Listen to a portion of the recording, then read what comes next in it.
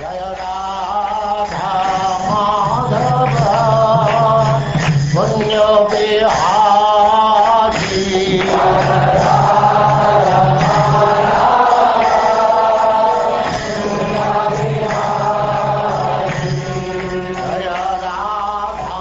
now, Chapter 11, Lord Krishna's entrance into Dvaraka.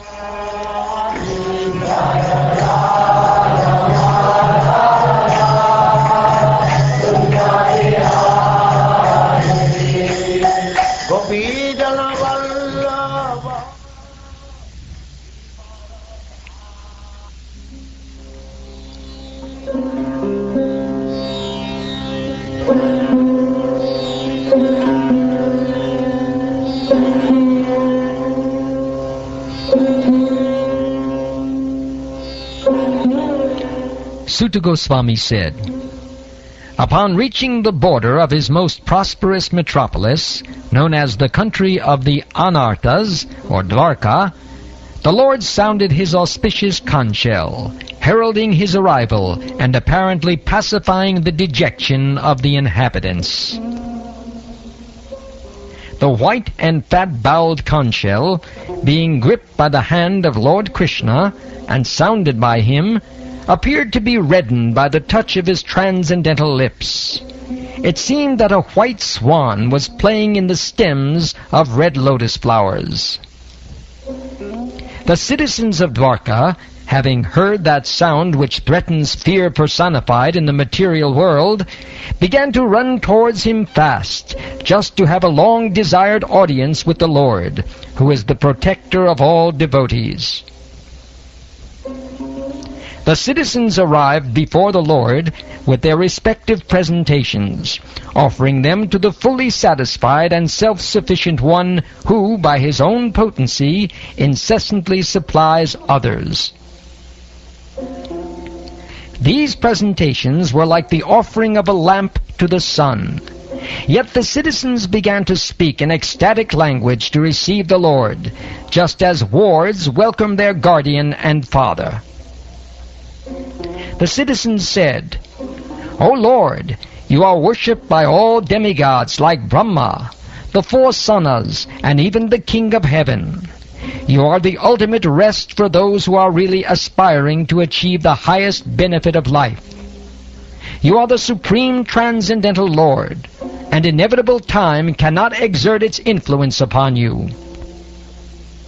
O Creator of the universe, you are our Mother, well-wisher, Lord, Father, spiritual master, and worshipable deity. By following in your footsteps, we have become successful in every respect. We pray, therefore, that you continue to bless us with your mercy. Oh, it is our good luck that we have come again today, under your protection, by your presence, for your Lordship rarely visits even the denizens of heaven. Now it is possible for us to look into your smiling face, which is full of affectionate glances. We can now see your transcendental form, full of all auspiciousness. O lotus-eyed Lord, whenever you go away to Mathura, Vrindavan, or Hastinapur, to meet your friends and relatives, every moment of your absence seems like 1,000,000 years. O infallible one, at that time our eyes become useless, as if bereft of sun. O Master, if you live abroad all the time, then we cannot look at your attractive face, whose smiles vanquish all our sufferings. How can we exist without your presence? Upon hearing their speeches, the Lord, who is very kind to the citizens and the devotees, entered the city of Dvaraka and acknowledged all their greetings by casting his transcendental glance over them. As Bhogavati, the capital of Nagaloka, is protected by the Nagas, so was Dvaraka protected by the descendants of Vrishni, Bhoja, Madhu, Dashara, Arha, Kukura, Andaka, etc., who are as strong as Lord Krishna. The city of Dvarakapuri was filled with the opulences of all seasons. There were hermitages, orchards, flower gardens, parks, and reservoirs of water breeding lotus flowers all over. The city gateway, the household doors, and festoon arches along the roads were all nicely decorated with festive signs like plantain trees and mango leaves, all to welcome the Lord. Flags, garlands, and painted signs and slogans all combined to shade the sunshine. The highways, subways, lanes, markets, and public meeting places were all thoroughly cleansed and then moistened with scented water. And to welcome the Lord, fruits, flowers, and unbroken seeds were strewn everywhere. In each and every door of the residential houses, auspicious things like curd, unbroken fruits, sugarcane, and full water pots with articles for worship, incense, and candles were all displayed. On hearing that the most dear Krishna was approaching Dvaraka Dham, magnanimous Vasudeva, Akrura, Ugrasena, Balaram, the superhumanly powerful, Pradumna, Charudeshna, and Samba, the son of Jambavati, all extremely happy, abandoned resting, sitting, and dining. They hastened toward the Lord on chariots with Brahmins bearing flowers. Before them were elephants, emblems of good fortune. Conch shells and bugles were sounded, and Vedic hymns were chanted. Thus they offered their respects, which were saturated with affection. At the same time, many hundreds of well-known prostitutes began to proceed on various vehicles. They were all very eager to meet the Lord, and their beautiful faces were decorated with dazzling earrings, which enhanced the beauty of their foreheads. Expert dramatists, artists, dancers, singers, historians, genealogists, and learned speakers all gave their respective contributions, being inspired by the superhuman pastimes of the Lord. Thus they proceeded on and on. Lord Krishna, the personality of Godhead, approached them and offered due honor and respect to each and every one of the friends, relatives, citizens, and all others who came to receive and welcome him.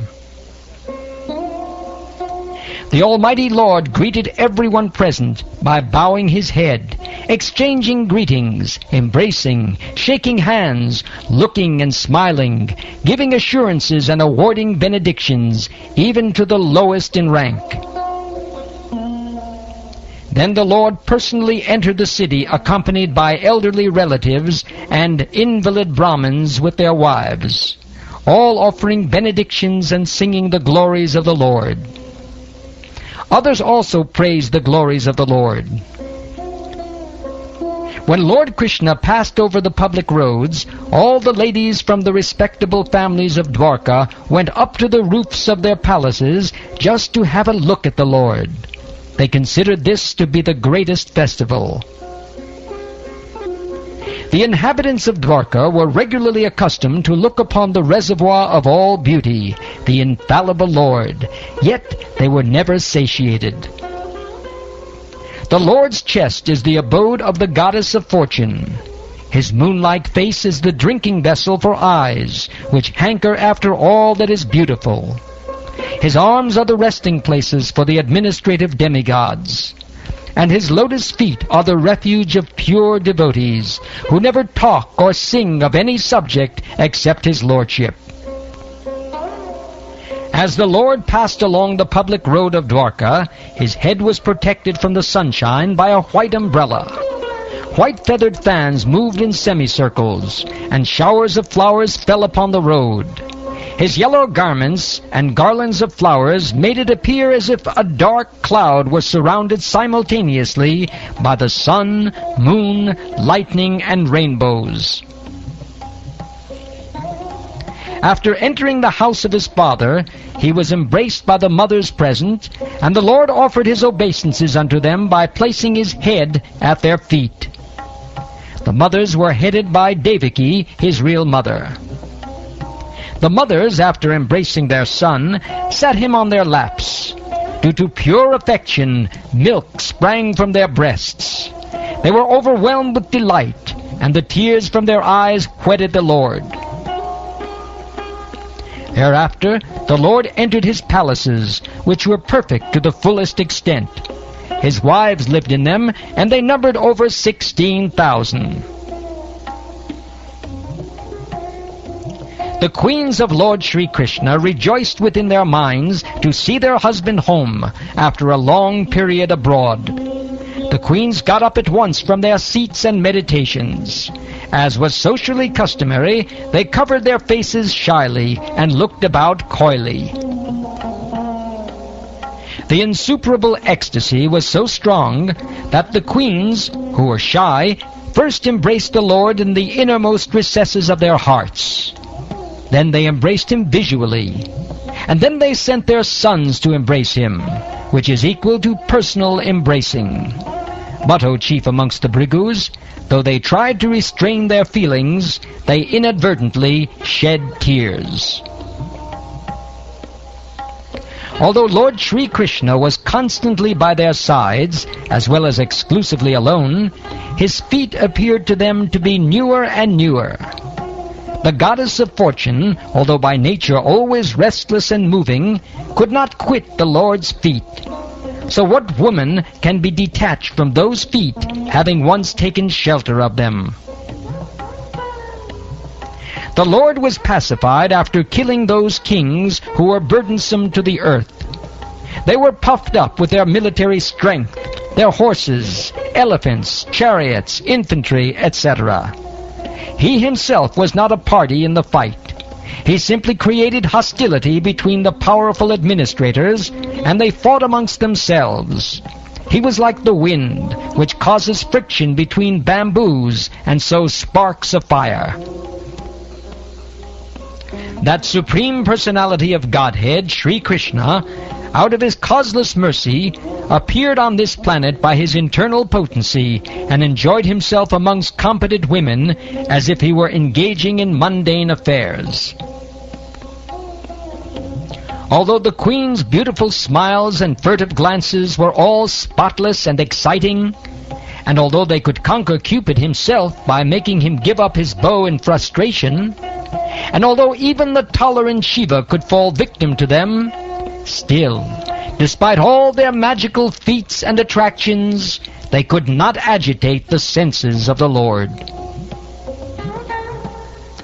The common materialistic conditioned souls speculate that the Lord is one of them. Out of their ignorance, they think that the Lord is affected by matter, although he is unattached. This is the divinity of the personality of Godhead. He is not affected by the qualities of material nature, even though he is in contact with them. Similarly, the devotees who have taken shelter of the Lord do not become influenced by the material qualities. The simple and delicate women truly thought that Lord Sri Krishna, their beloved husband, followed them and was dominated by them. They were unaware of the extent of the glories of their husband, as the atheists are unaware of him as the supreme controller.